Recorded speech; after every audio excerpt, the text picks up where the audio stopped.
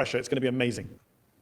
Want your opinion on the fact that the next, presumably the Prime Minister of Israel, Naftali Bennett, I'm from Turkey, I'm a lawyer, and he clearly stated that Turkey is the new Iran.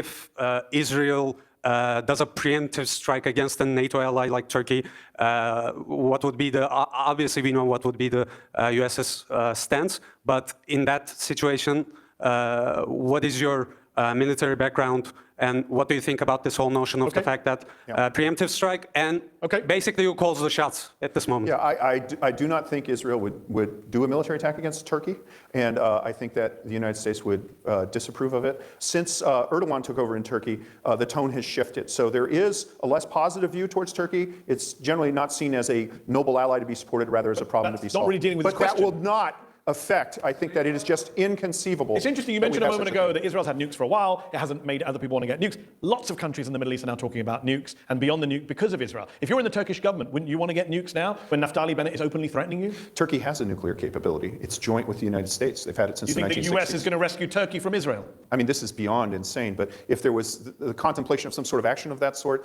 that the United States would point out that there exists a joint nuclear capability in Turkey.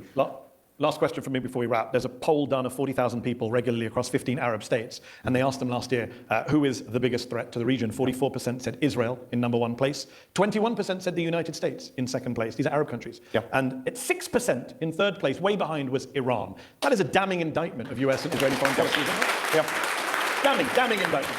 Well, from the people on the ground. Well, you know, one of the burdens of the superpower is we're assumed that we run the global order like a Swiss watch, and if something bad happens, we either did it or we failed to prevent it. So we get blamed for a lot of things.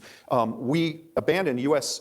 Information services in the 90s, and that was a footshot of unimaginable magnitude. We basically have ceded the global information space. So honestly, I'm surprised that we got 21%. I think that's a better output than I was expecting.